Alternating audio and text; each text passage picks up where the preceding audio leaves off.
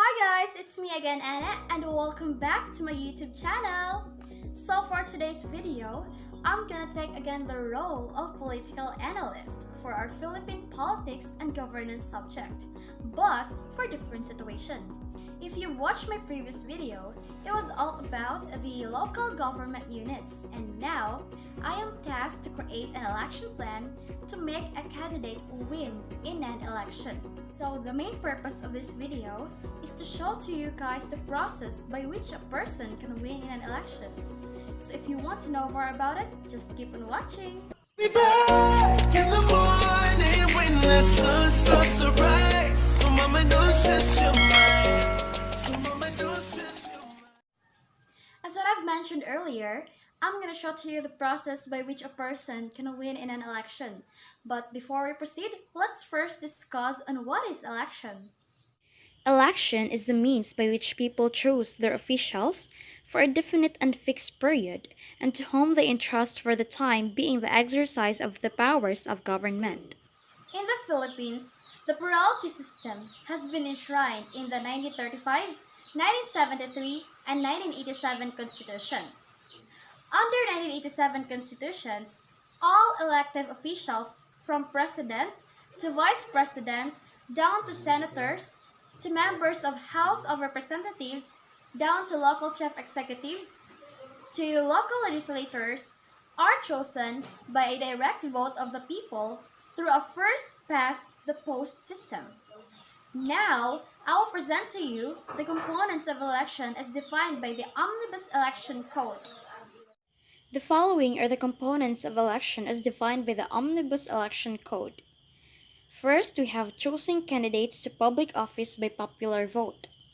Then holding of electoral campaign, conducting of the polls, listing of votes, casting and receiving the ballots from the voters, counting the ballots, making the election returns, and proclaiming the winner. Let's go now to candidate for elections. So in order for one who aspires to occupy a government position, he or she has to file a COC, or a Certificate of Candidacy.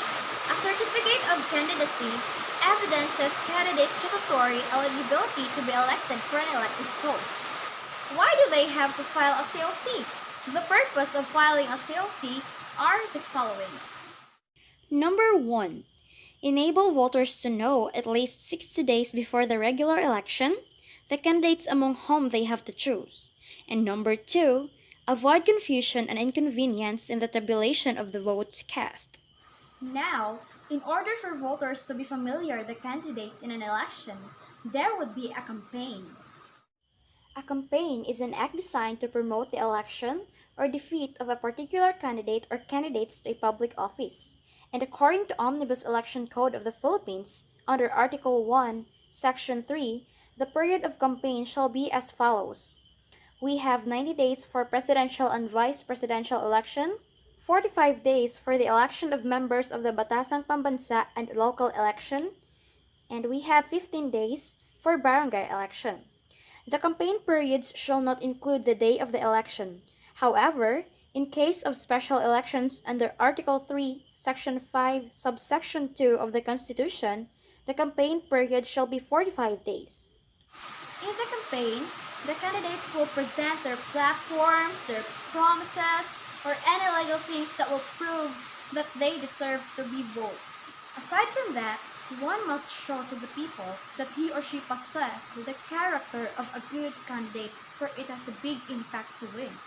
Now, here are helpful items that was defined by the CTV. Number 1. Fire in the belly. This is a term used in the political circles to describe someone who desires to win and overcome obstacles. Remember, someone who has fire in the belly can make a good candidate. Number 2. Servant-hearted. Those willing to serve suggested may be qualified to lead. Public service is just that, serving the needs of people above the needs of self. Remember, the servant serves the better good of the people, not the best interest and desires of you, the candidate. Number 3. Hard-working. Running for office is no easy task. A campaign will take every ounce of energy and spare time. A candidate must prepare to rise early and stay up late to get the job done. Number 4. Clear message. Voters don't want a candidate who has fancy logo and nice brochure. A candidate must know how to appeal to voters and rally them behind a common cause with a clear message. Number 5. Able to communicate.